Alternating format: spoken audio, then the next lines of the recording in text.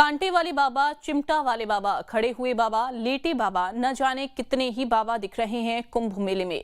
लेकिन कुंभ में देखे हैं हंटर वाले बाबा, इनसे बचकर रहिए। और पहलवान बाबा ऐसे बाबा हैं जो अपने शरीर से युवाओं को मैसेज दे रहे हैं स्वस्थ रहने का। और आप इस मेले में ही कुछ ऐसी संतों को देखेंगे जो हैं तो विदेशी, लेकिन हिंदी के भजन कीर्तन बड़े ही राग में गा रहे हैं।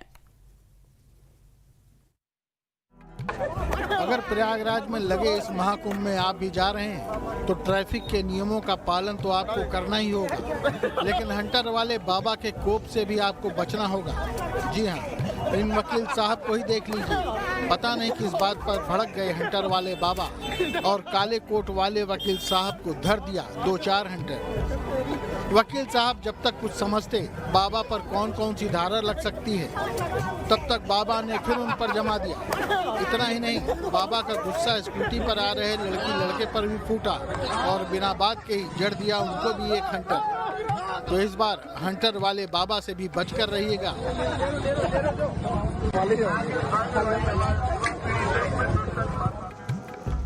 इस महाकुंभ में अजब गजब बाबाओं की कमी नहीं है।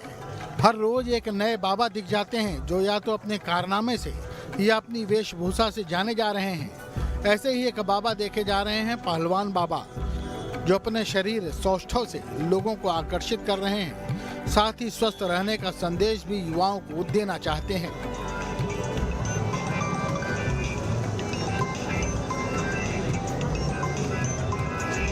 मेरा उद्देश्य और एक हमने मुहिम चलाई है, युवाओं को जगाना है, नशे को भगाना है, सबको स्वस्थ बना के भारत को विश्व गुरु बनाना है। और इसलिए ये हमारा उद्देश्य है। हम जहाँ भी जाते हैं वहीं युवाओं को जगाते हैं।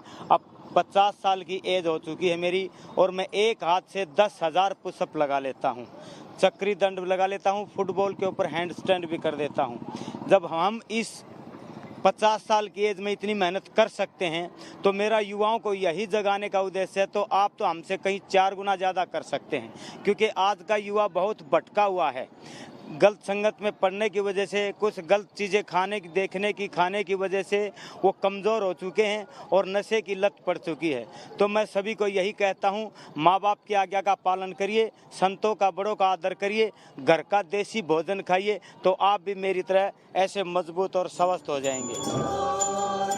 शरीर भले ही व्यायाम की भाषा समझता हो, लेकिन आत्मा भक्ति का भाव देखती है। इसीलिए कुंभ मेले में इस बार ऐसे विदेशी लोगों की भारी संख्या देखी जा रही है जो सनातन में विश्वास कर भक्ति रस में डूबे हुए हैं। इन विदेशी संतों की रोज संगत बैठती है, जिसमें देसी भजन गायकों के जरिए भजन गाए जाते हैं, श्लोकों का उच्चारण होता है और सभी बेहद ही आत्मिक भाव से अपनी साधना में लीन रहते हैं।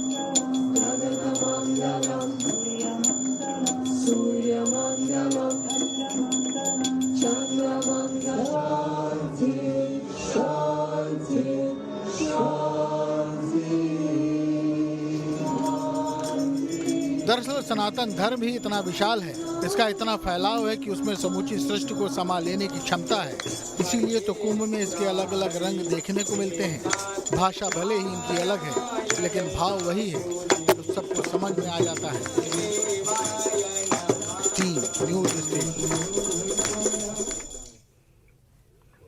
प्रयागराज में चल रही कुंभ मेले में यूट्यूब पर